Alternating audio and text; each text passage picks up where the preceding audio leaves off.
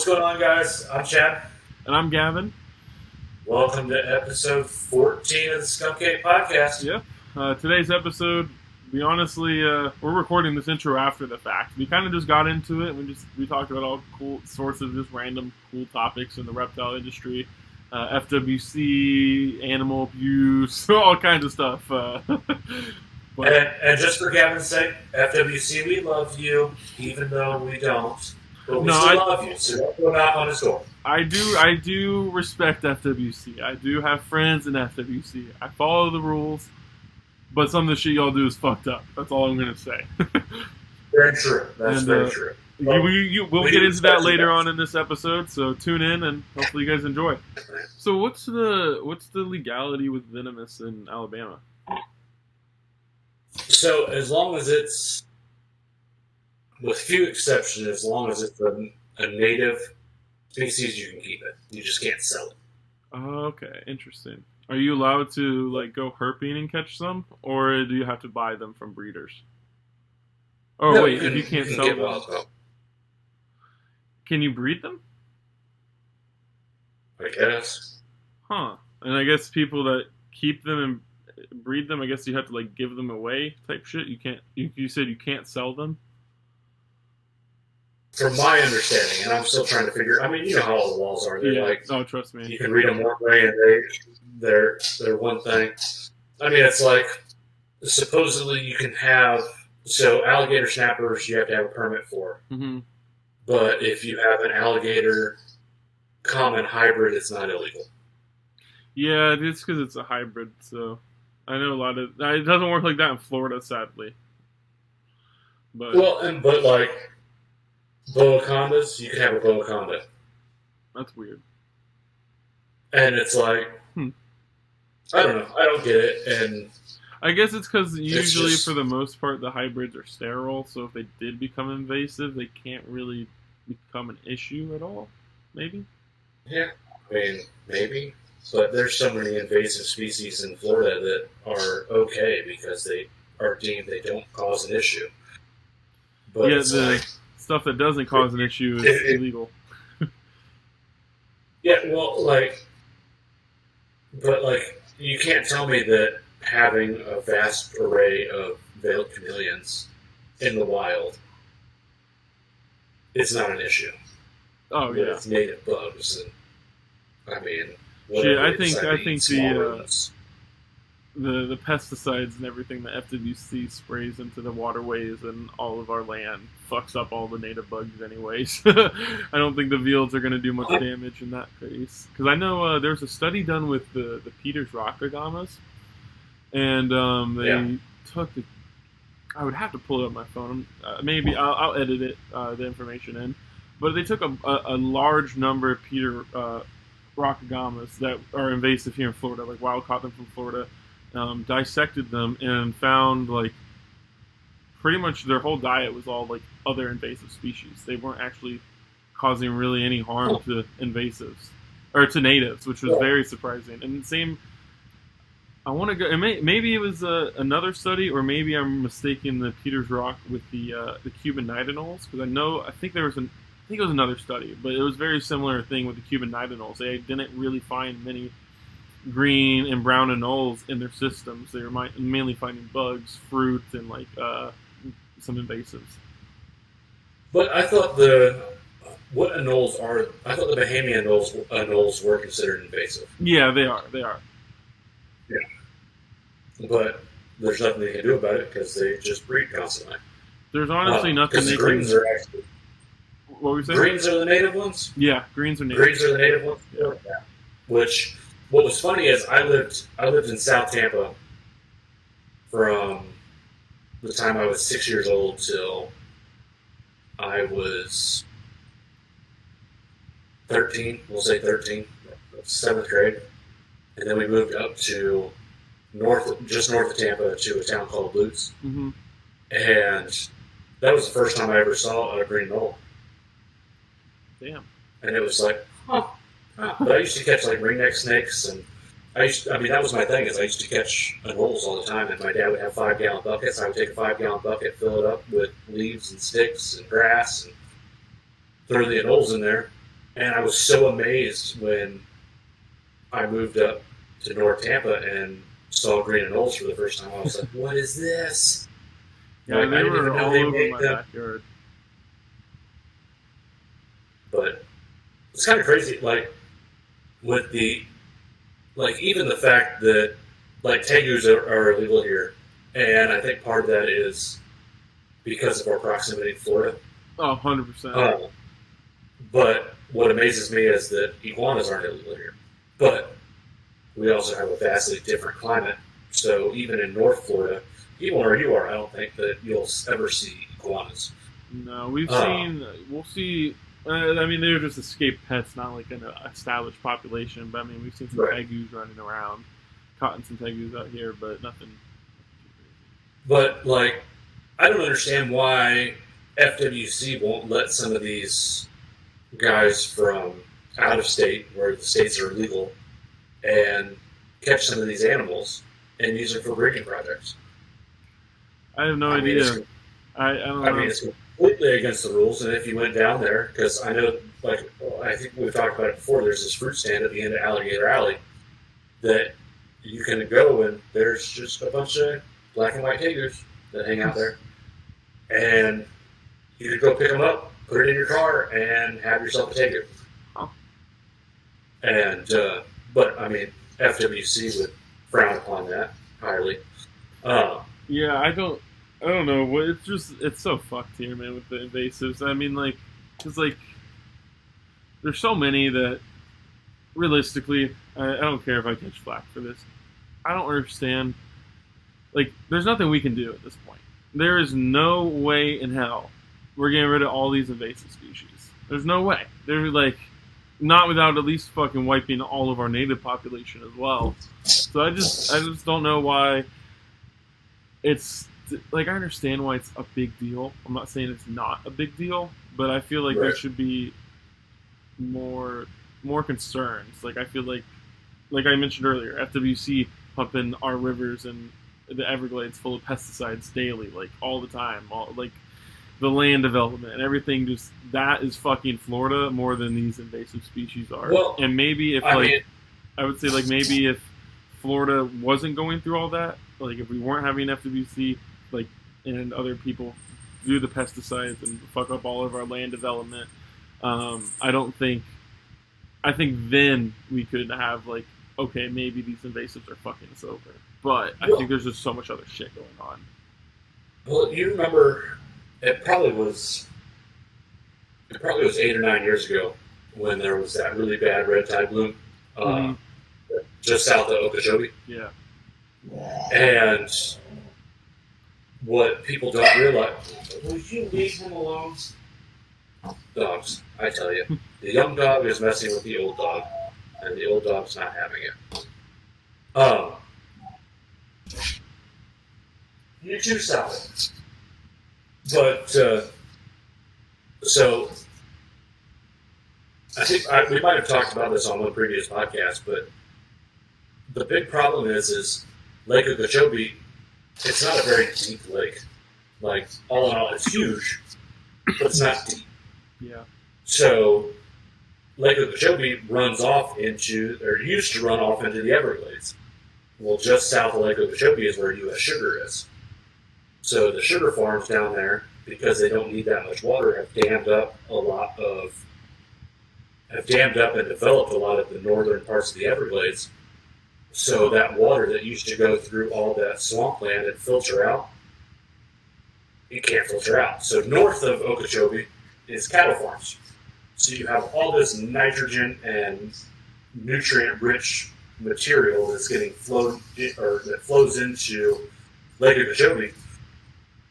And when it gets hot out, it pushes all that nutrients out through the canals that now go through. So, because you can take your boat from the east coast of Florida to the west coast of Florida through the canals, through Lake Okeechobee, which is a pretty neat concept. But all that water goes out through those canals and goes out in the ocean. And what does it do when it gets to the ocean? It develops a huge red tide bloom and kills off a ton of native species of saltwater fish. I mean, it kills off more than just native saltwater fish. It kills off a lot of saltwater fish. But I mean, I still remember going out and dip netting Royal Gamas in really? Tampa Bay. Yeah, What? That's cool. yeah. Or like my son found this guy. I wish I knew what his name was, and I would love to get him on the podcast just because I think my son would flip out about the fact that the blue shirt guy was on the podcast. I can't think of his name. He lives in South Florida, but he goes to all these different ponds, different like I wouldn't say sewer creeks, but like there's water flow spots, and he'll catch snakeheads. He'll catch tilapia. He'll catch Midas cichlids. I mean, all kinds of. I've caught in a few when I went down and visited South Florida, and like I knew there was a bunch of invasive freshwater fish, but I've never really thought about invasive, and I've never seen personally invasive saltwater fish before. Oh, dude! I mean, you haven't seen those videos down in the Keys where they're spearfishing? Well, I guess lionfish. I've seen lionfish. Yeah, lionfish for lionfish and stuff. Yeah. Yeah, but I guess that's the only one I really know of. Like I didn't realize Royal Agamas or what were they called? Royal Agamas were like in the water and shit. Yeah, I mean, there's a lot of stuff. I mean, I'm sure there's damsels out there. It's just a matter of finding them. That's a good point. Sorry, he pushes up the couch cushion, and it's like, he pushes his head under the couch cushion and tries to sleep under the couch.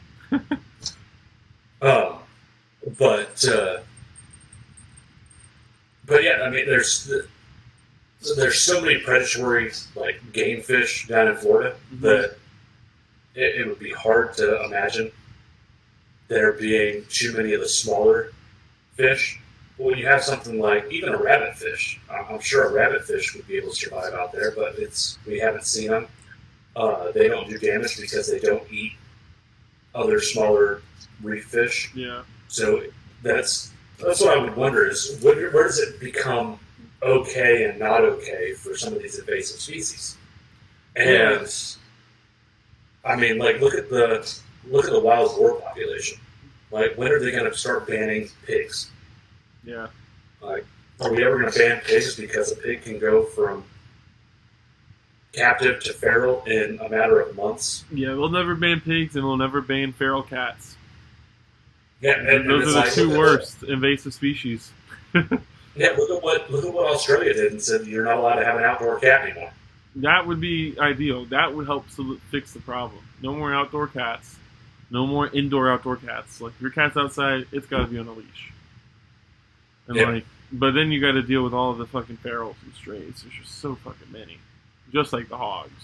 But you can't have a fucking cat hunt. That would be not many people would be too proud of that one. PETA would freak out about that. Yeah, but, they don't care about the reptiles being killed though. No, I mean I'm surprised PETA wasn't down there when that boa got killed. Yeah. Like, and then the other thing that you wonder is. Like these fish and game guys, not just FWC, but all like we can't have terrapins here. Why can't we have terrapins here? Oh, well, that's because the wild or fish and game can't determine whether it's a ornate terrapin or a southern terrapin or whatever the terrapins are that are natural. But this was the Mississippi.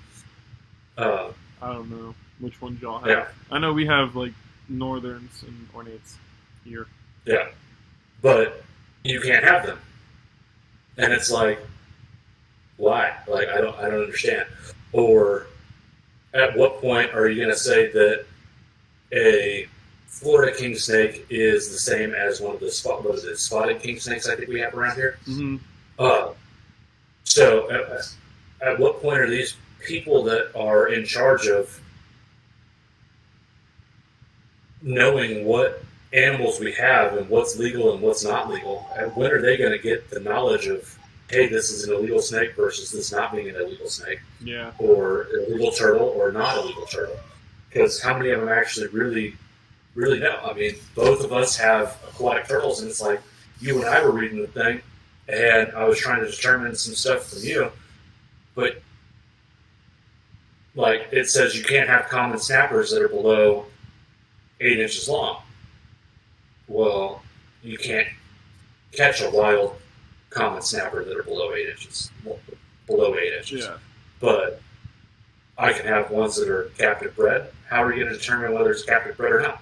It's like you said, have a receipt. Well, if my friend gives me turtles, how does anybody prove that I didn't get them? Other than my friend having a text message saying, "Hey, I'm bringing you some common snappers this week." That's pretty much like your receipt. I mean, I hope your friend can back you. I mean, your friend is luckily has the fucking permits for alligator snapping turtles, and I feel like it's very respected over in Alabama by Fish and Game. So I feel like they trust him. And let's be real, they are not alligator snappers; they're just common snappers. So let's put everything out there correctly. But it's like so many crazy things. Like I got a retention pond on the back of my property that has largemouth bass in it. Well, it's a man-made pond. If I introduce something in there, like if I wanted to put, we'll say koi in there, 14 feet deep. I mean, is somebody going to get mad at me for putting koi in there? I mean, if it's man-made, I doubt it. I highly doubt it. If it's like man-made on your property, like if it's on your property, I don't think it really matters if you own the lake. Well, yeah, but I mean, but you could say the same thing about snakeheads. Well, snakeheads, I can have snakeheads because I have a pond on my property and there's not another pond within a mile and a half, or I guess there's closer ones, but I don't know how far a snakehead can walk across. I think snakeheads are a little different because they're banned on a national level rather than like a state level. So like they're snakeheads and Asian arowanas. They're like we probably shouldn't include them in this topic because they're a lot more heavily restricted. Like it doesn't matter what you do. Even I guess in Florida you could argue like, oh, I caught one, or oh, it walked onto my property. And theoretically, like if it's a man-made pond and it's a bullseye and you're in like Miami, it's gonna end up in your pond. You're not gonna get in trouble with FWC. But like if you ended up with a snakehead in your pond, you're getting fucked. You're gonna be that's gonna be a U.S. Fish and Wildlife coming down on your ass, and that's not gonna be fun. That's a federal thing. Yeah, and so there's just so many things that are out there that are just like why and what is the reasoning for it. And I mean, like up in New York, you can't have certain large monitor species. Yeah.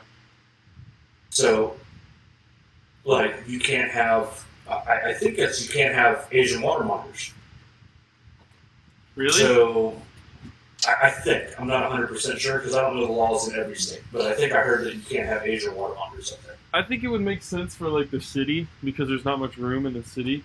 Like, to really... I don't think... I mean, I don't know. I've never been to New York. But from what I see, like, in the main New York City, like, I feel like I can understand that being a rule because, like, where the hell are you going to house an adult water monitor? But like when you're talking about like when we were talking about Nick, like the outer parts of New York State, like I think that makes zero sense. Like you can definitely. But you could say the same thing about dogs. Why does someone need to have a golden retriever when they live in an apartment in New York City? That's a good point. Yeah. You know, I mean, the quality of life for that golden retriever, just because you take it on walks every day, can't be good because where are you going to take it to throw the ball? Where are you going to take it to do all these things? Yeah. There's so many points that can be made for all animals as to why you should or should not have them. Mm-hmm. It's like I have the feeling about venomous. Like, why does anybody need to keep venomous? I understand people that work in a lab or something to do, or a specialized facility that goes and does like anti-venom and things of that nature. I can understand the reason for them having venomous, but that's just a thing on me. I don't see a reason for keeping venomous animals. But then again, I also think it would be awesome to have a Gila monster. Yeah, Gilas are sweet. I think it just depends. Like I don't know, because I like venomous myself, but I also don't like it as much as I used to. And I think I think if you're, like you said, if you're doing venom studies and venom research or helping in some way along that aspect, I think it should be done. Or like you're breeding endangered species, trying to help with conservation, I can understand that. But just breeding and supplying venomous, and I have the same exact take with crocodilians. Like just breeding them just to supply the pet trade is not really my favorite thing. I don't really fuck with that idea. I definitely think, at least I think they should be in the pet trade. I'm not saying they shouldn't be in the pet trade at all, but I don't think there needs to be hundreds, thousands of monocle cobras for sale like there is ball pythons. Like I don't think there needs to be that many available for just the average person. Like you can go to a show in Texas and you'll walk up on a table and there's 70, 80 monocles or like gaboons, rhinos for under $100. Well, and that's the other crazy thing is it's like I remember going to someplace and I don't remember if it was the Breeders' Expo or not, but they had Deathstalker scorpions that you could buy for under $20. Yeah, I believe it. Or the story I always tell people, and I've told it on here, where I was working at a pet store, and my boss found this pretty octopus and floated it in the tank. And we're like, you are going to kill everybody in this store because you have no idea what that is. Like, you don't bring a blue ring octopus into a non-specialized store. Yeah. Just because it's pretty. And it was, what we did with the animal was not the best thing, but at the same time, it saved everybody that worked in the fish department. It saved all their lives.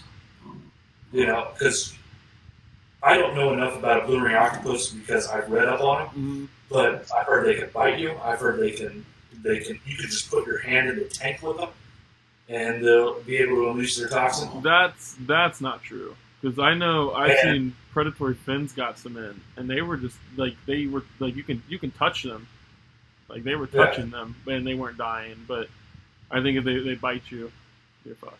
Yeah, but and again, is that a risk that you're going to want to take with? I mean, I don't know. or say, and he had it in a bottom tank.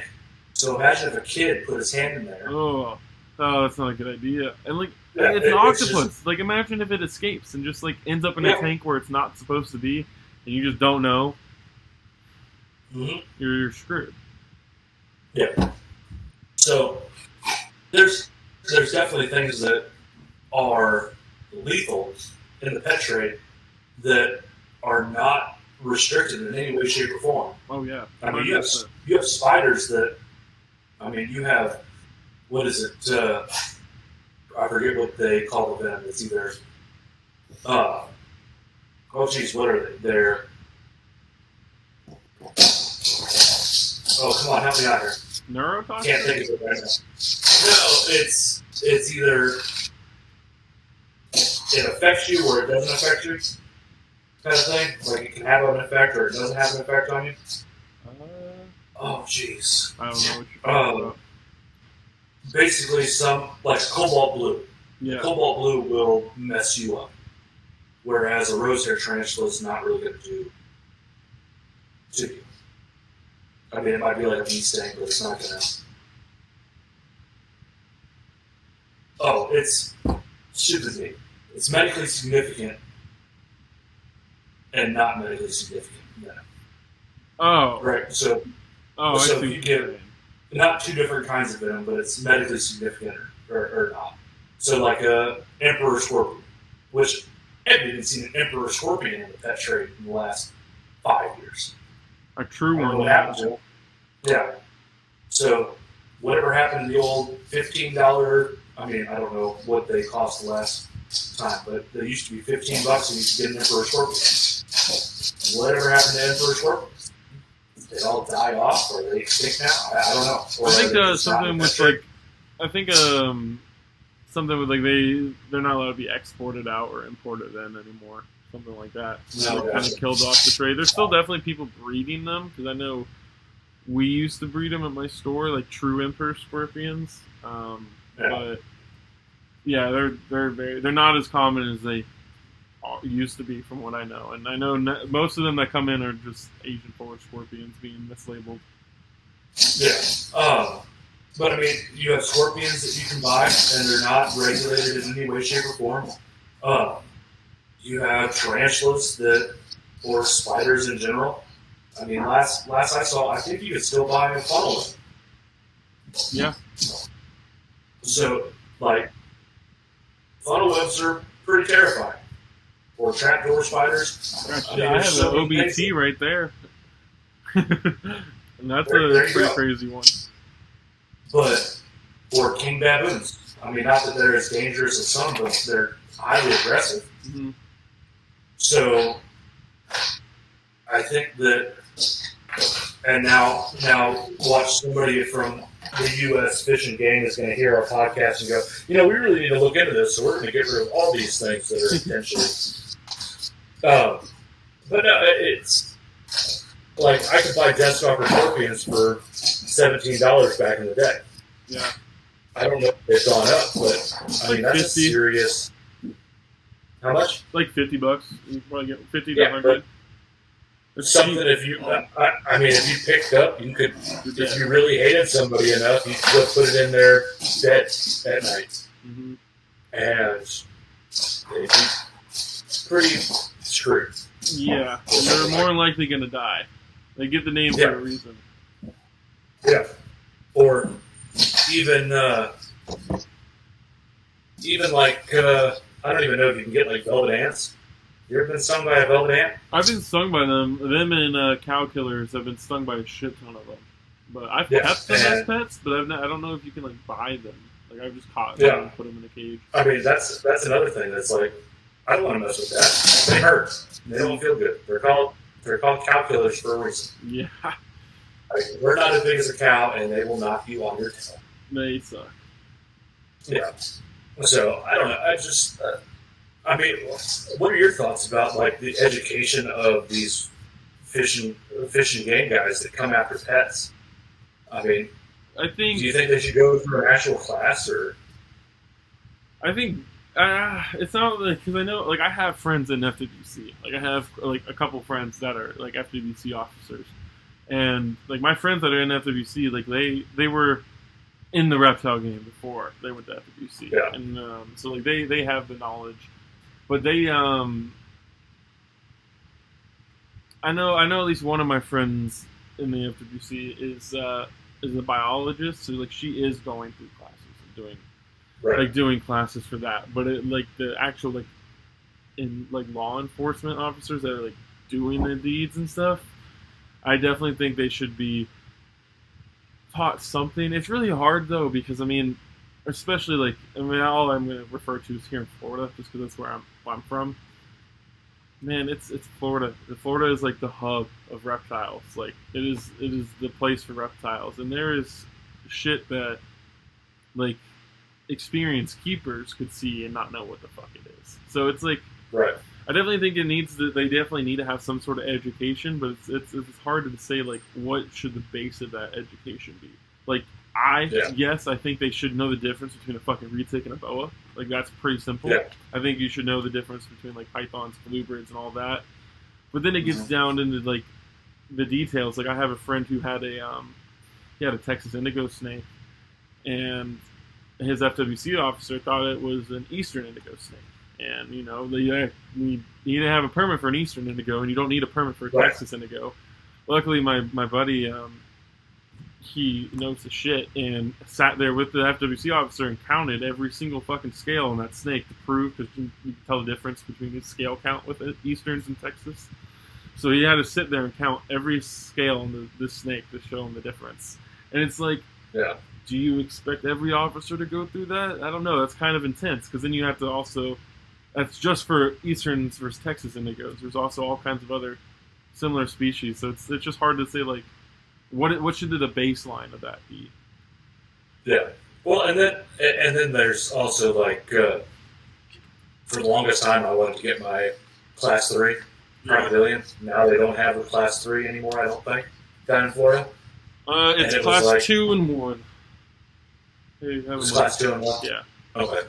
So when I was down there, you had a Class 3, and you could just, it was $40 a year, and you get a Class 3 crocodilian, you could have an alligator. Not that I wanted an alligator, but there were some other things. I don't even remember what I wanted, but I wanted to get it. And my dad's like, you don't want to get that. I was like, why not? Because he goes, well, because if you apply for this permit and they know you keep reptiles, and FWC can already just come on your property whenever they want anyway. Mm-hmm. But you're giving them reason to have the idea to, hey, we need to go out to this person's house and just check on things because we don't know what he's got, what he's going to have, if everything is housed appropriately. Mm-hmm. And they don't care if you have it housed appropriately, even if it's just like you took a buddy snake in. Yeah. You know? Because, hey, he's keeping it, he just bought a house, I'm having it here for a week. Well, it's not in the appropriate cage. And then you're screwed because you lose your animals because you're helping a friend out. Mm-hmm. So that was one of the things that is kind of one of those, if you don't have to have anything you need permits for, don't get permits because who knows exactly what you have? Nobody. I mean, unless you're showing it off on social media, which a lot of people do, and the last thing you want to do is post something on social media that you thought was legal, and then next thing you know, you have the trucks coming on your property and taking all your shit. You definitely got to be really, really careful about all that shit. I try and make sure I'm always like knowing what the fuck's up with the laws, make sure I'm all in line, because that's my worst fear. That is like my worst nightmare is getting fucked over by FWC. Yeah, and I mean, like, even to the point where, like, some of this stuff, like these severely endangered tortoises and things of that nature, I think there's more. How many more in the wild? How many more captive radiated tortoises do we have in the U.S. than there are in the wild? Quite a bit. Like, there's more in Florida, I'd say, than there is in the wild. Yeah. And just the fact that, like, it's because it's on the endangered species list, mm-hmm. They can't cross state lines, and that's kind of ridiculous. Yeah, like, it's sketch. We had somebody message us trying to buy that radiated in California. And we were like, no, I'm sorry. Like, no, we cannot do that. It is not getting shit. It is staying in Florida only. It's very, we made that very clear. And this person just kept pushing and pushing and pushing. He's like, and we're just like, we cannot sell it to you. Like, and we're not going to just give you the radiated. He's like, oh, you just send it to me. And then, I send you 300 or the 3,000 for something else. And we're like, no, we're not doing none of that bullshit, man. Like, if you're not in Florida, you're not getting this fucking tortoise. Like, I just... And that definitely sounds like an undercover person. Like, pushing. Especially since your Morph Market's a newer Morph Market page. Mm-hmm. So they're going to try to get people to slip up. And I'm sorry, but a tortoise isn't worth ruining your life for. Yeah, and I don't want to ruin my life or my reputation or nothing like that. Yeah. And so I get that to an extent, but the ways at which some of these people go, and it's like, I'm part of this, like, Alabama chat mm-hmm. on Facebook, and the things that people post are like, I got this tegu that I want to sell. It's like, you're in an Alabama chat. Tegus are illegal in Alabama. Or, I have a Burmese python. Burmese pythons are illegal. Well, I'm actually in Georgia. And it's like, okay, I don't believe you, but do you whatever. Have, because I know, like, FWC patrols pretty much all of our Facebook groups and our chats and all of that shit. Is Alabama's Fish and Wildlife like that as well? I would assume so. I mean, they'd be stupid not to. Yeah. I just didn't know if they were, like, as strict and hard down as FWC is. No, from my understanding, is FWC is like, they might as well be the Secret Service. Like, they're so ridiculous about so many things. Mm-hmm. And, like, if you slip up and you say something just in conversation there might be an FWC officer there. They will come after you. Yeah. Like it's just crazy. Mm. Like I used to see them at the boat ramp. Yeah. They come in and somebody has one short grouper, and now I guess groupers have seasons down there, and you have one grouper that's what I don't even know. It used to be 20 inches for a red. Now I think it's 22. They bumped it, but I mean you could have 19 and 31 30 seconds. They're taking you to jail. They're taking they're taking your boat. They're taking everything, and they're keeping all your fish. Yeah, it sucks. They just bumped the. I want to get back to the ESA topic real quick, but before I say that, they did bump the flounder size from 12 inches to 14 inches. And now I think it's like 16. I think it's even bigger. But they keep bumping that up, and I go gigging a lot. I haven't done it in years, but we used to go gigging all the time, like flounder gigging. And it's a lot. It's super easy to look down and be like, that's about a foot long. Like you can and then you pull it, but like it's like now you got to be extra cautious while gigging. Like I can't tell is that right under 13? Is that 13 inches and not 14 inches? And once you gig a fish, it's not like you can just throw it back in the water. That motherfucker's dead. Like, and you throw it back in the water, that's fucked up. So it's like you just got to go for the big ones at that point. And then it's like, don't you think you're fucking up the breeding stock when you're only going for the big ass flounder and stuff like that? Because I know that's an issue with redfish. That's why there's an overslot size on redfish and some of these drum and all that. Yeah, there used to only be like one that could be over 34 inches, and then the slot was 24 to 27 for a redfish. Yeah, it used to be. I don't know what it is anymore. It's right now it's 18 to 27. Okay, so it's 18. Yeah, so I guess maybe it was bigger or larger back in the day. But let's go back to ESA because that's a fun. Yeah, it's just like I just don't understand the point. What does the money have? Why does the money matter? You can gift an animal across state lines, but you can't sell it across state lines. Like, do you have any insight on that? Like, what does that have to do with anything? I think it is if you're selling some of these endangered species, right? Mm-hmm. So if and I don't know. My thought was if you sell the endangered species, or you make it more difficult to acquire endangered species, then it limits the want and need for the extraction.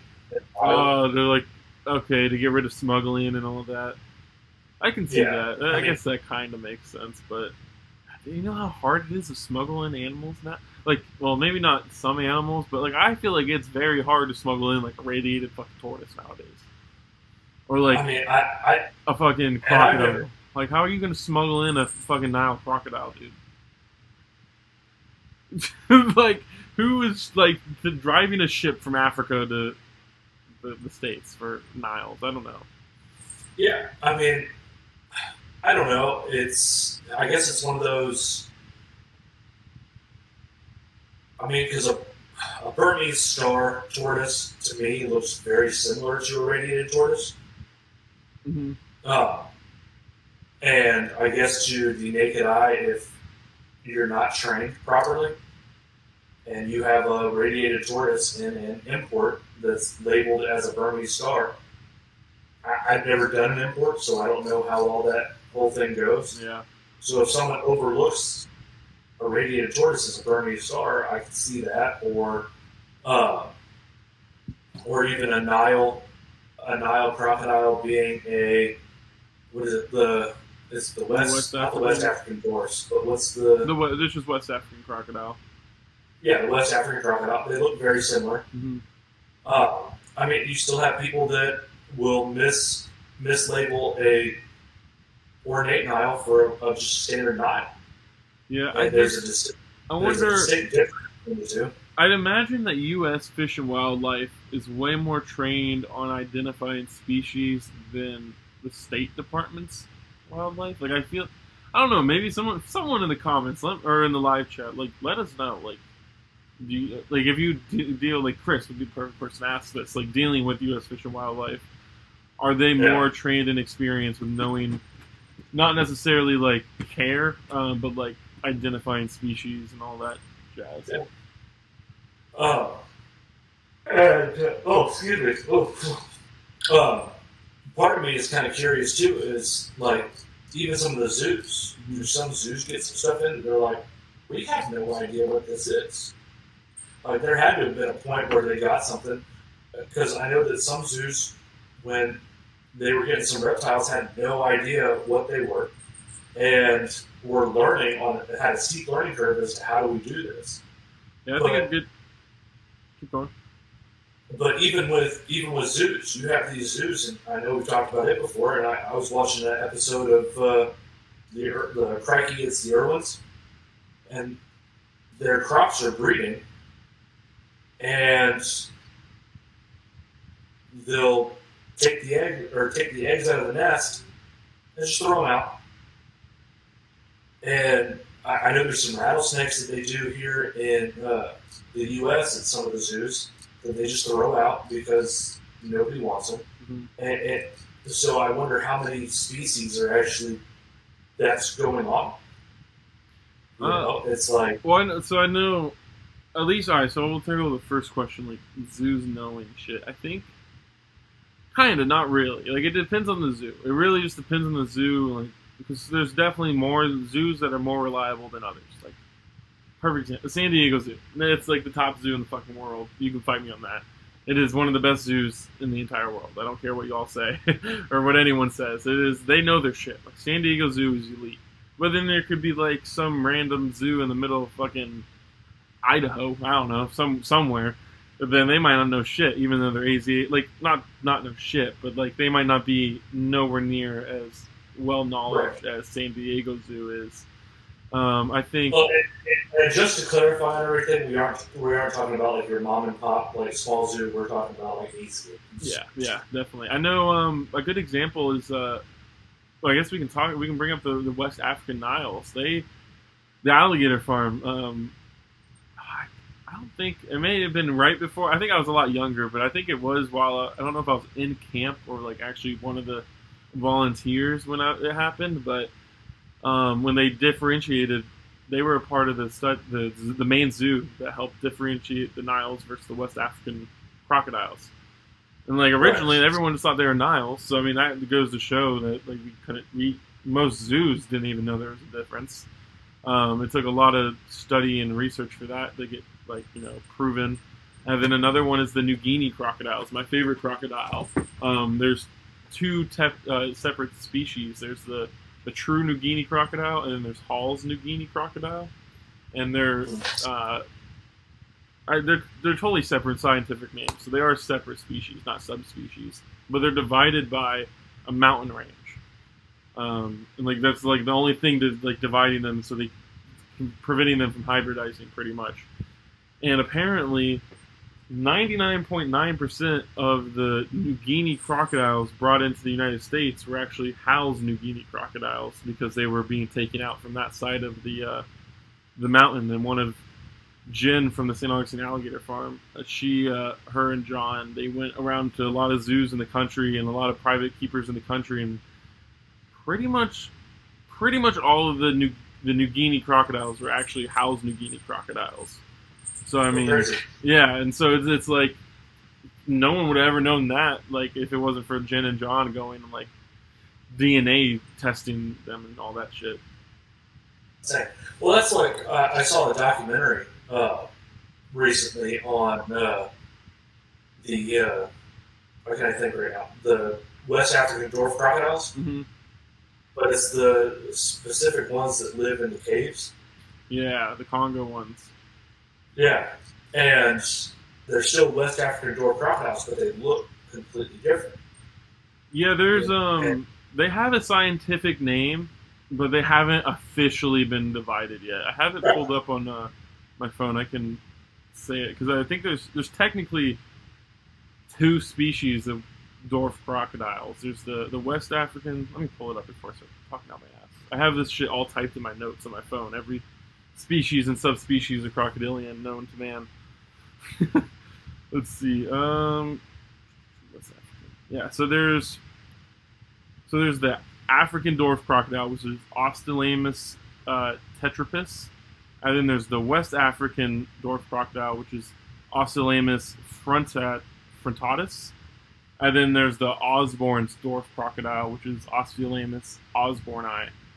And I'm pretty sure the Osborn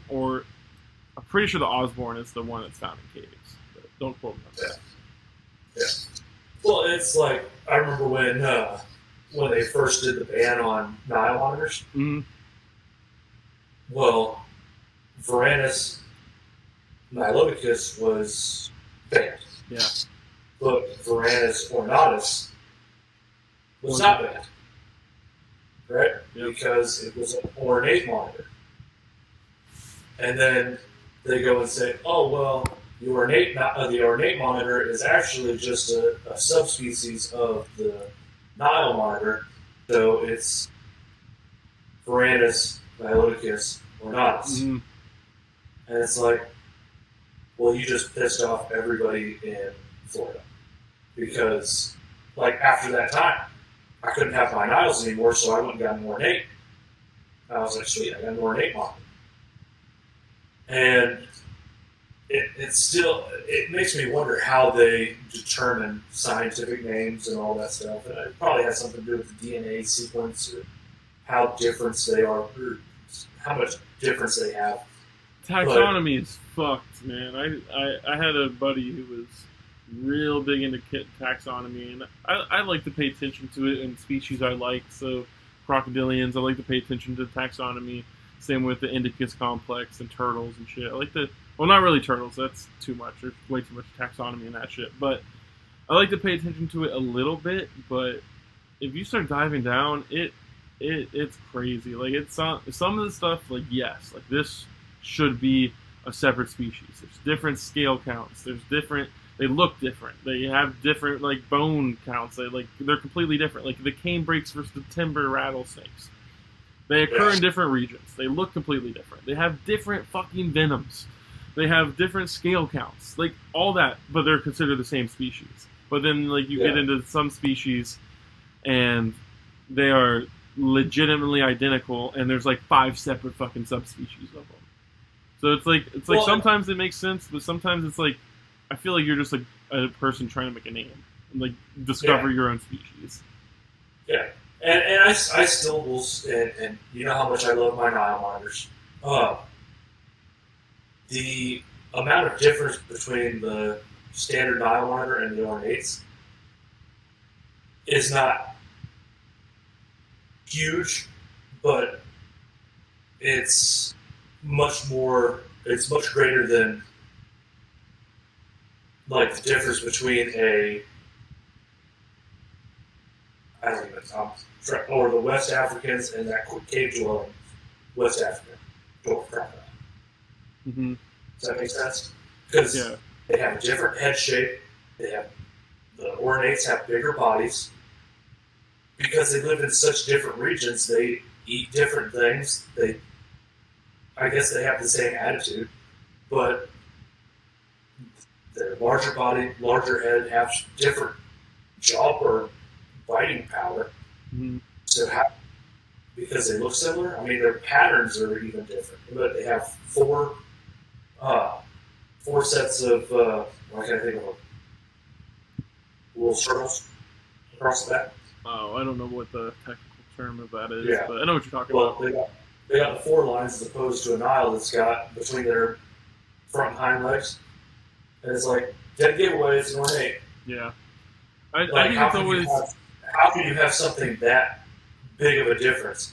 Like is a peach throat? Because I know peach throats are in the Indicus complex, but are they still... They're their own species.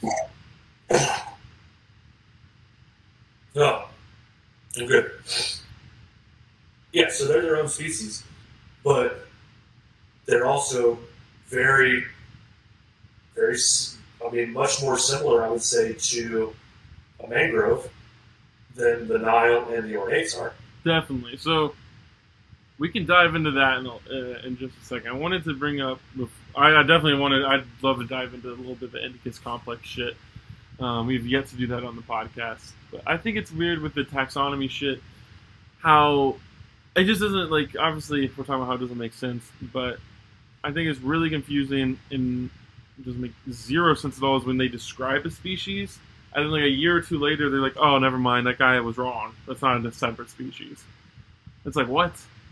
That makes zero sense. Like, can you explain that to me? How is it a species, and then now it's not a species? Well, they were trying. It's like they were trying to a while ago is to separate red ackies and yellow ackies. Really? Two different species. Yeah. Oh. Because they come from two different regions, and they are enough different that. So are they considered two different species now? Yeah, they're all Varanus acanthars. Okay. Interesting. Yeah, I didn't know that at all.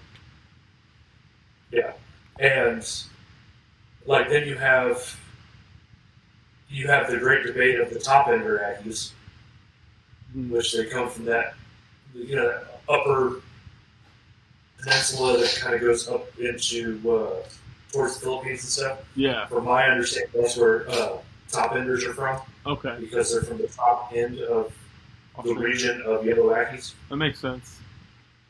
And they have a slight different pattern to them. So they have a line that goes from the top of their head and along down their neck, a little bit longer than a standard yellow ackie. But then you talk to some people that are huge ackie breeders, and they're like, there's no such thing as a top ender. Interesting. And it's like, well, and I'm talking, you have big guys like Jeff at GIS, he does top enders. You have John, who has arguably the best, some of the best looking yellow top, or the top ender ackies. I won't say they're yellow, John. I won't call them yellow ackies. They're top enders. So, but then you have someone who, like Brandon Shiflett does all the dwarf species. Yeah. Every dwarf species we monitor, he breeds. And he'll say, top enders are just a way to get more money out of the yellow ackie. Well, and he's been working on this. He's been working on these ones that have a line from the base of the head all the way down to the base of the tail. And it's got a straight streak right down the back. Yeah. That's awesome.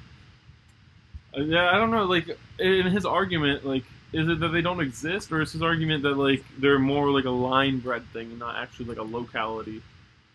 I think he's saying they're more of a line-bred. Which, that makes sense to me. I thought it was a line-bred thing, and I thought top ender was just the way of calling it, like, a fucking top-end ackie. Like, I thought... that's what I thought it was, and then John was like, "That's not what it means." Yeah, no, and that's what I thought when I was getting into it. It's like, what does this even mean? And really, when you look at it on an Aki's neck, they have that little line down the center of their neck. And from what I've seen, the biggest difference is their line on the top ender is longer than on a standard yellow ackie. Some top enders have brighter colors and things like that, but now everybody's starting to label their yellow ackies as top enders just to get a little bit more money out. Yeah, I think because that's fucked. Yeah. that's fucked up. I think people like John, people like Brandon, if they've been line breeding them or like they've been working with them, I think you could say they have the right to call them top enders. But I definitely agree with that. I can't remember the name you said it was, but I definitely agree with them. I don't think you should start calling every yellow a top ender just because it looks good. I think you have to that's got to be like a line bred kind of thing. Right, and that's one thing that, at least in the dwarf monitor realm, is you never ever cross a yellow ackie and a red ackie. Mm-hmm. You just don't do that. You're not going to get an orange ackie. So that's kind of that was the other cool thing that really drove me, because you know how much I like and hate morphs. So I'm all about the normal stuff. Yeah. So the fact that we're not crossing stuff, we're not trying to make anything. Uh, Apparently, Rare Earth was trying to do a black Aki at one point in time, but I've heard. I have a friend who's a huge Dave Kaufman fan, and they were saying how Dave Kaufman did a video on wild Akis, and that he was saying that there's a locality of Akis that are black. And I can't remember if he filmed, like if he showed it on video or was just talking about it in the video. But apparently there's a locality of Akis that are black. So I wonder if that's what Brandon. I wonder if that's where Brandon got his inspiration, or I don't know what's going on with that. And that's I think that was just a thing that was given up on because it never came to fruition. Mm-hmm. But I don't know. I don't know if it was a cross between a Tristis and an Aki. Oh, he did it? Huh? Are you just saying like No, I'm saying the wild ones. I don't know, but I don't even know that Tristis and listen, Aki is even.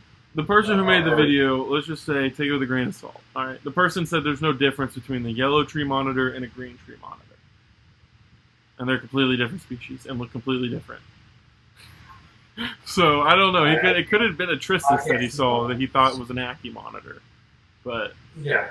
Apparently there's rumors that there's black Akis, which would be that would be cool as fuck. There was a point in time where someone was working on black Akis. A while back.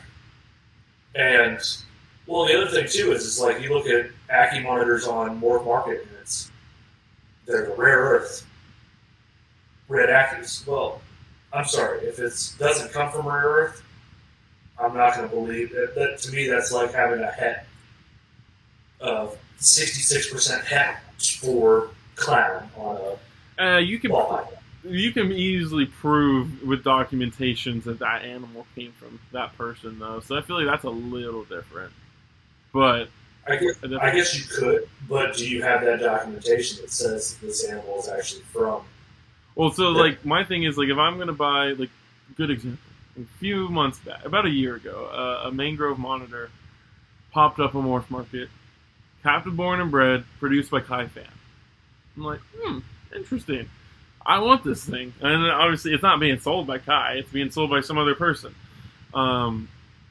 First thing I did was reach out to Kai, and Kai was like, yeah, that's my animal. So I mean obviously you can go talk to the breeder and be like, hey, did you sell this person this animal? Like, is this your animal? And usually they can confirm or deny that. And then my next initiative would be like I message them like, hey, can you prove, like, do you have documentation that this is where it came from? And if they say no, then yeah, at that point it's like a het. Don't even bother. But if they have the documentation, they have the documentation. Yeah. When you're dealing, I feel like when you're dealing with like from that breeder. I feel like when you're dealing with lines and like stuff like that with, we'll say with monitors, I feel like it's very easy to prove documentation wise because there's not really many out there. Like if something's produced by someone, there's not many big, like, I don't know, Asian water monitors could be different, but like I don't know, if you're someone selling a captive born and bred blue-tailed monitor, all you have to do is, did Brian produce this? No? Or did this come from Brian? No? Okay, then you're bullshitting me. And then it's not captive born and bred. It's like, and obviously that's a bad example. I guess with Asian water monitors, they can be a lot more difficult to prove. But at least with the stuff that you and me both like let's say a Bell's face, you get a Don Church line Super Bells or whatever Don Church Bells. One, they look completely different. You can just usually tell they're very high quality bells, but you can easily reach out to Don, or like he usually will provide you with documentation in case you ever try to sell that animal. When you're buying something at that high of a price tag, usually you can track down the documentation fairly easily. And if you lose it, you're just a dumbass. Yeah, that's true too. But there's just so much that, especially with dwarf monitors, because dwarf monitors, especially Akis, like you've seen the price go from here down to here in a matter of a few years. And I don't know if it's that everybody started breeding them, and now everybody's got them, and everybody's doing it. So now dwarf monitors are going dropping out the bottom. I think we were talking about that with Kyle. How like I think yeah, that's what I think. Everyone just like tons of people got into dwarf monitors, and like there's the right people got into it early enough before it became a huge phase, and you know they made their good money with. But they also, if they got into it before the phase, they were getting into it with passion, like not for money.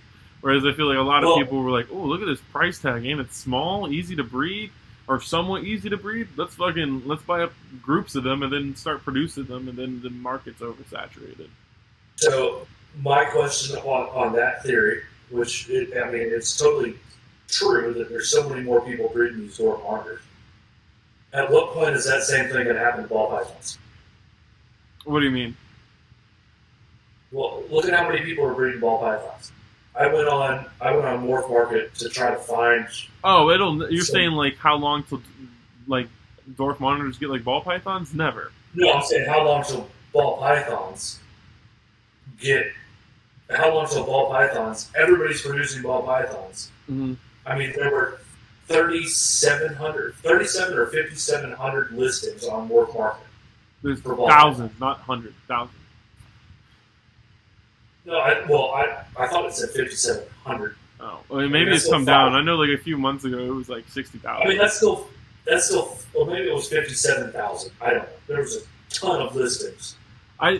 So that's the thing, though, man. Like the market, it goes up and down. Like Chris is a good guy, like a perfect person to talk to, who's been in this game for his entire life.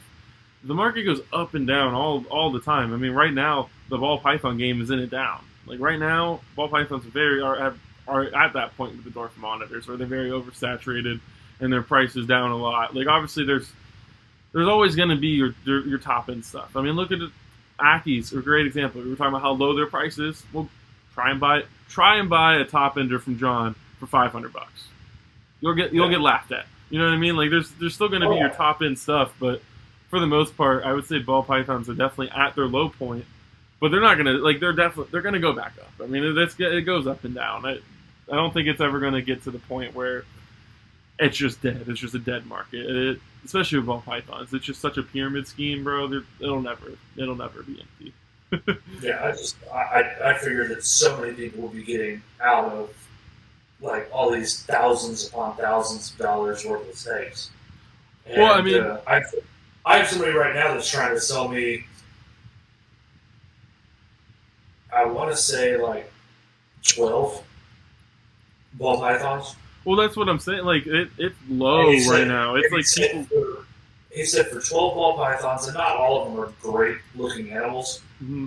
But 12 ball pythons, two racks, and he said he'd throw in an incubator. And like some of them are actually pretty cool looking. Like he listed out the price if I wanted to buy them individually. Mm-hmm. And he had three or four of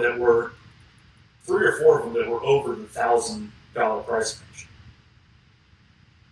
But he said a price for everything, $5,700. Well, that's what it's low, man. People, a lot of people. It's because like a lot of people, and I mean a lot of people got in because of COVID. COVID died down. As prices started dropping, the market is now dropping, as you can see. And the people that got in during COVID, like when you got in during COVID, you didn't have to do anything to sell an animal. You just post it and it's sold. It was so easy to sell animals. The people that were doing that have a lot of them just can't market well, and they can't sell animals. Like it's at the point where a lot of people are struggling at selling ball pythons. Like they cannot sell their ball pythons worth of shit. Like that's the entire reason why auctions got added to Morph Market. I don't know if you know that, but auctions got added to Morph Market to help these ball python people sell their ball pythons so they can just get them out faster, because they invested way too much in during COVID, thinking it was going to stay super high like that and not expect a dip, and then they have way too much overhead. They're just they're dumb. And even then, like you can talk to some, like I messaged somebody yesterday about, hey, what would you do for these two ball pythons? You've been sitting on them. I know you're going to be sitting on them. What's the best price you can do? Like, I'm offering to buy 2. Mm-hmm. I'll even come drive down and pick them up. What will you do for me? Yeah. It's nothing. Crickets. I'm like, whatever. Or, but there's even people that have, like, somebody posted today on the Alabama chat, I have this snake. How much do you want for it? Well, like $500. I'm like, you're trying to get rid of it. You don't want it. I'm not paying you top dollar for something you don't want. You can't take care of. You're trying to go pay your bills. Yeah, and that's the thing. It's a lot of people that are just backyard breeders, like just like at-home breeders, like that just don't really. That a lot of people that are trying to make a business out of this, but I'll quote MJ from Trap Talk. They don't even have a fucking LLC. Like they're claiming to have a business, and they don't even have an LLC, and they're trying to sell thousands upon thousands of dollars of animals. And it's just not going to work like that. You got to be business smart about this shit. If you're not business smart, you're going to end up like these guys that are just stuck with animals for $500 that they can't sell. But like you can look at the top dogs in the game, like Canova, Bob's Balls. And, those are 2 people I can think of off the top of my head. Dude, they're still selling $20,000 fucking snakes. I was listening to a podcast on Trap Talk the other day, and he was like, "Yeah, I just sold a $15,000 snake yesterday." They're still selling at that crazy high price. So it's not like the market is absolutely dead. It's just it's oversaturated. Right? It's oversaturated. People can't sell. And what's crazy is, like, I've talked to numerous breeders, and unless it's brand new, first time, captive born and bred, nobody's buying anything right now. So many people are sitting on animals. And it's like you go to a reptile show, somebody has a snake posted up for, we'll say, $300. Mm-hmm. And you can go someday at the end of the show and say, hey, I'll give you $150 for it. And they'll still say no. Yeah, it's the people are not willing to. They're not willing to deal. They're not willing to deal.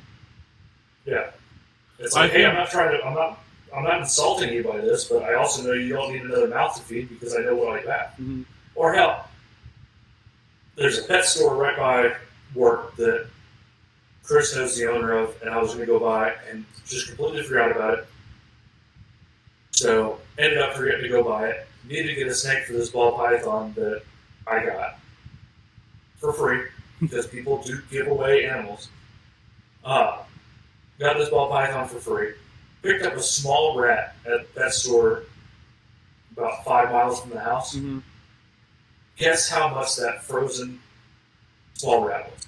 Was this a chain store or like a specialty store?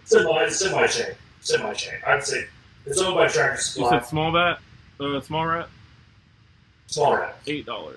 $10. $10 for a small rat. That's crazy. That's insane. I was like, I remember back when I worked at the store, mice were $1. Jumbo mice were $1.99. Small rats were $2.49. Medium rats were $3.99. Large rats were $4.99. Jumbos were $5.99. It's good prices. Yeah, and we sold all of them every week. Got more. Every week we get more.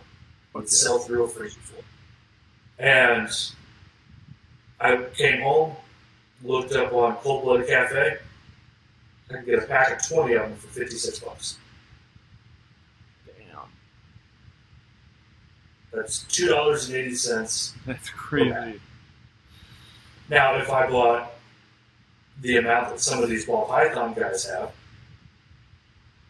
I'd pay less than that. Like, I think there was one, if you bought 10 plus bags, you got them for $46.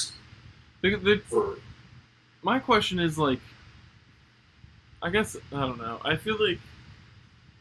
guess, like, the top guys, like Canova, I guess it makes sense for what I'm about to say, but I feel like a lot of the big breeders are just, like, I don't understand if they're not, why they're not just breeding themselves. I know, like, Canova, I know he has a whole separate warehouse, probably bigger than his fucking snake house, just for breeding rodents. Like, I know a lot of the big guys do, and, like, just because, like, you can't you cannot sustain a crazy big ball python collection of over 1,000 adults. Let's say you have 200 adult female ball pythons and 100 adult males. You cannot. I don't know how you can reasonably afford to be buying those rodents without like. You got to be selling hella snakes to be affording those rodents, and right now you're not selling hella snakes. I guess part of it is how much is your time worth? Yeah. Right. Have you ever dealt with breeding mice and rats? Are you asking me? Yeah. I haven't personally done it, but I mean, we did it at the store. Do you remember cleaning out the mice bins and the rat bins? Oh yeah, it's a core memory of my life. I cannot get over that smell. But that's also because like we had it really set up really shittily and like just at home racks. Like I know, I've seen tours of these facilities. Dude, the rodent room is clean. Like it's spotless, and they got hella ventilation. They're cleaning rodent cages. Literally, they're cleaning rodent cages 1 to 2 times every day. It's at least being cleaned daily. And like I know at my store, dude, we only cleaned rodent cages. We cleaned the rack 3 times a week, and it was like, and it wasn't even like, and we had it in the back of the store. We didn't have it in a dedicated rodent room. And I feel like if I had it in that big of a level, that clean, and was that consistent, at that point you probably have employees. I feel like it's not that bad. I just feel like it's just very hard to actually do that. Yeah, and again, that's time. How much does rat food cost? Now, right? How much is rat food costing? I mean, that's an expense. I mean, I guess if you buy it by the pallet, it's cheaper. But how long does that pallet last when you're talking about feeding thousands of snakes? Good point. And then how much is the pine bedding costing you when you have to change that out daily? Yeah. Or multiple times a day. That's a good point. I mean, yeah. It all adds up, and time is money, and being able to, and I think that's another big reason why Cold Blooded Cafe is in business. There's all these people that want to buy this stuff, that have all this stuff, don't want to deal with breeding it, and there's something to be said when someone who's like Chris, who's got all these animals, and says, I don't care what you have. The only thing I don't want you to have, the only thing I don't want you to do is breed rodents. Yeah, I mean they smell bad, man. They're nasty. You gotta, I don't know. Like I definitely don't want to do it. That's a lie. That's a lie. I want to do it on a very very small scale. I want to breed ASFs, literally 2 tubs. I want 2 tubs. That's it. I want to do ASFs because they're small. They're easy to deal with. They're nicer than rats and mice, from what I've heard, and they smell a lot less. So I feel like on that small of a scale with it, I would do. But I'm not going to do that shit until I have a property, and that's going to be in the shed in the very, very, very back corner of the property, because I'm not about to have that smell anywhere near me. Yeah. No, and it's, I don't know, because I was talking with Justin about it, like, we need to start breeding our own rats. And I was like, well, I'm fine with doing rats, but I won't do mice. Yeah, I would rather do rats than mice. Mice were brood. The moms are fucking evil.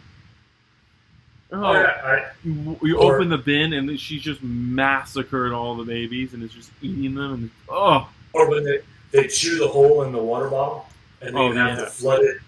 And it's like, what's bad is even talking about it, I still can taste the air in the back of my throat.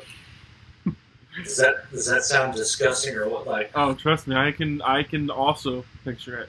Yeah, it's just terrible. And like walking back there and smelling it, and it's like, oh, I know what I'm getting into now. And it's like, mice are terrible. I mean, we used to take out all of our pinkies and have rat moms, and we would just put our pinky mice with the rat moms. and do it that way. And it worked. It worked great. Yeah. But mice are terrible. They're awful. They're the fucking worst, man. Yeah. And then I don't even know how hard it is now to get female rats, because I know that was a big problem too, is you could never find female rats.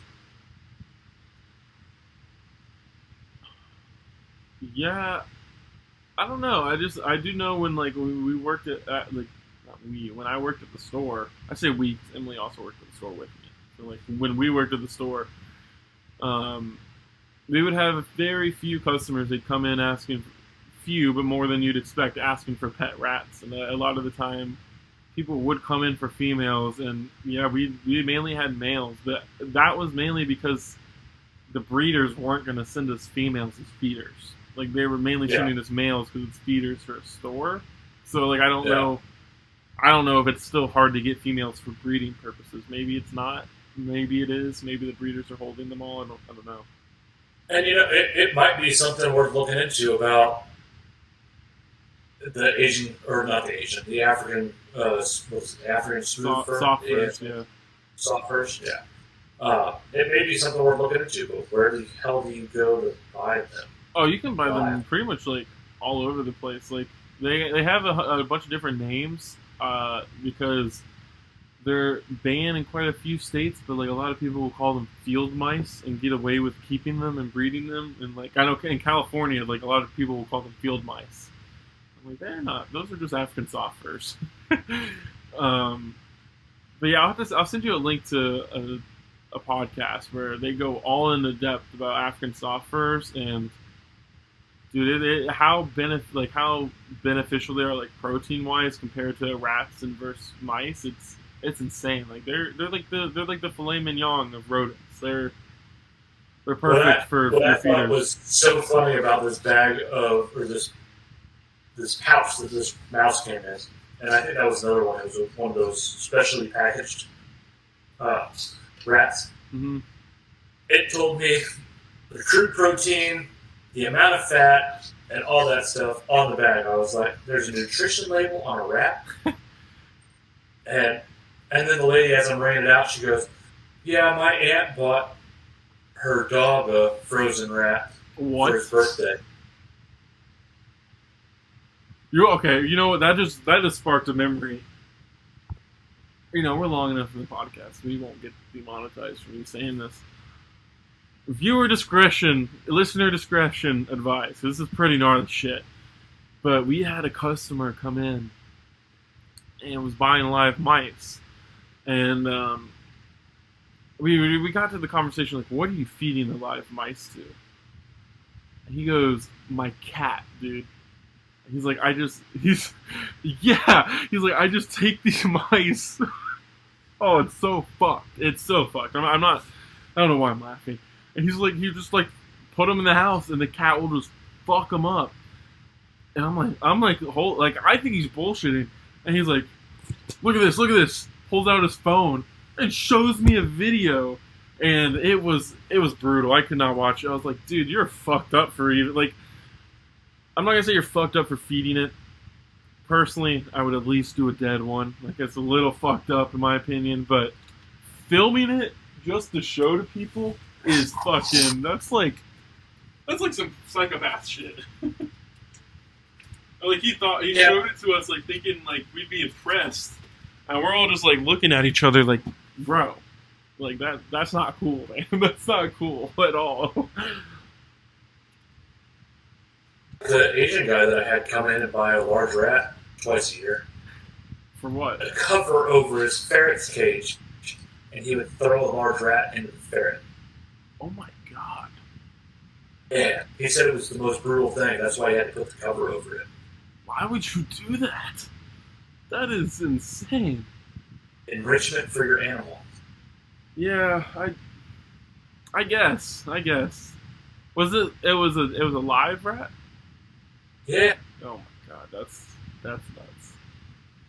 I definitely believe in enrichment for your animal, but I feel like there's better ways to enrich your animal than that.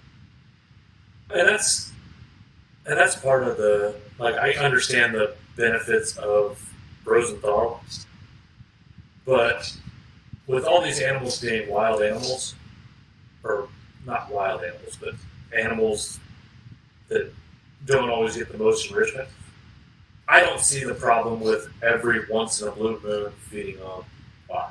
I agree. I don't see a problem in feeding live if one, you're supervising to make sure the rodent doesn't fucking, or whatever you're feeding doesn't hurt your animal, because that will happen more times than you could think. Like, that happens all the time.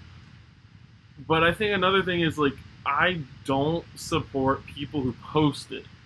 Like, I think posting live feedings online is fucking awful. Like, that puts a horrible look in the reptile community, and like that is just not a good thing to do, in my opinion. It's like the people who fed like the live fucking bunnies to gators and posted that shit on YouTube. Like, that's just fucked up, man. Like, if you gotta do it, you gotta do it, but don't film it and post it. Like, just do it in your own time. So this is kind of along that and a previous topic. There was a guy that posted up a savannah monitor on the Alabama group, and he's like, send me info. It's a 3-year-old female savannah monitor. She was probably like 18 inches long, right? And the first video is him feeding her a mouse. Great. I'm like, you can give me the savannah monitor. I'm not going to give you money for it because I know this thing is probably going to die in the next 6 months because fatty liver disease up in that bitch. Yeah. So with what, I don't even remember, now I've lost my train of thought with that whole thing, that because I had to say a thing about the guy. I don't know. Like, I don't have a problem if you feed live. I feed live. Keep going. That's what. Have you seen those YouTube videos where people will put like a monitor in with an iguana? Oh yeah, I hate or that shit. Pac-Man frog in with this, or like. That shit How just disgusts me. How does YouTube, like, every time I come up to one of those, I flag it. I'm that guy. I'm like, this is so me wrong. too. 100%. You gotta report that shit. YouTube continues to let it happen. Yep. Like, if you feed a live feeding of what's the shittiest part is it's not like they can. Yeah, they continue to let it happen, but it's like they encourage it, dude, because they push that shit in the algorithm and it gets views, dude. You go on those videos and there's millions of views, millions. It's like all of them. It's insane. Like, the best way to grow your social media and Reptile is going to be the feed live feeding. You're going to get so many views, but that's also the best way to ruin your reputation and not grow in the hobby. You will get shunned out of the hobby if you do that shit. But, like, these guys that are, like, I mean, these are definitely, whether they're pet quality or what, but, like, the iguana in with the savannah monitor. Like, what? Or the Pac-Man frog, or I guess it was a pixie frog with an iguana. Yeah, I hate that shit. I used to think the Japanese bug fighting, I used to think that was what they did.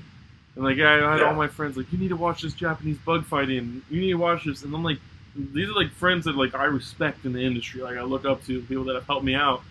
I'm like, damn, dude, you're really watching this shit? That's fucked up.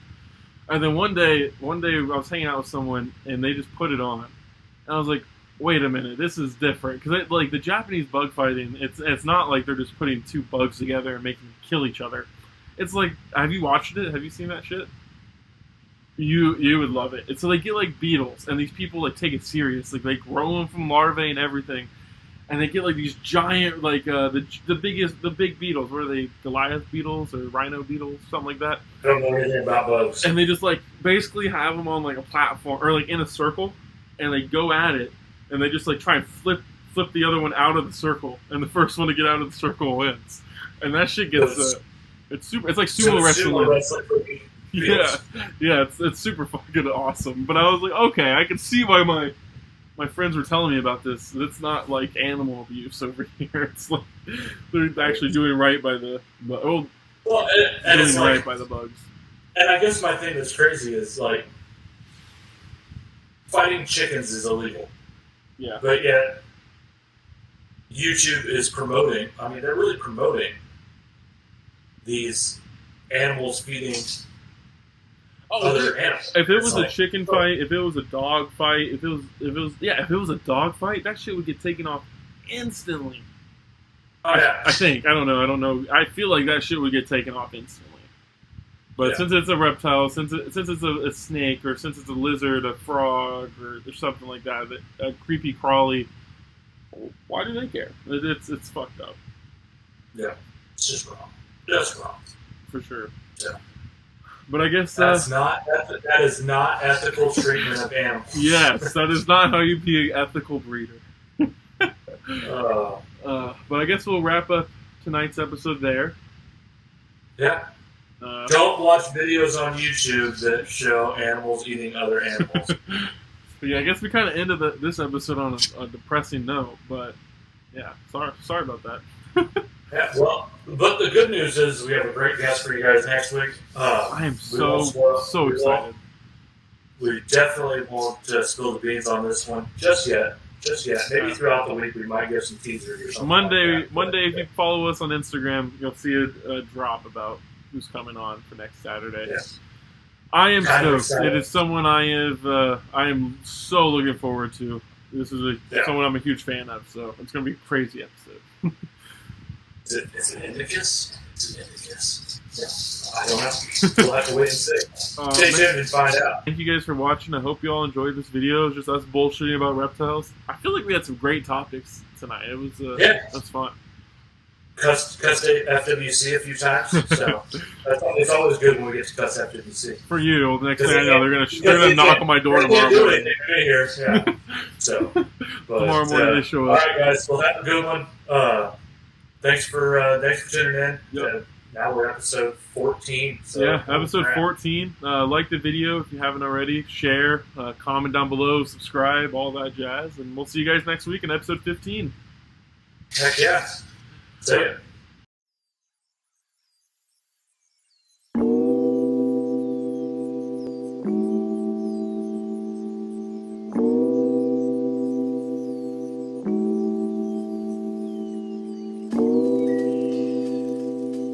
Thank you.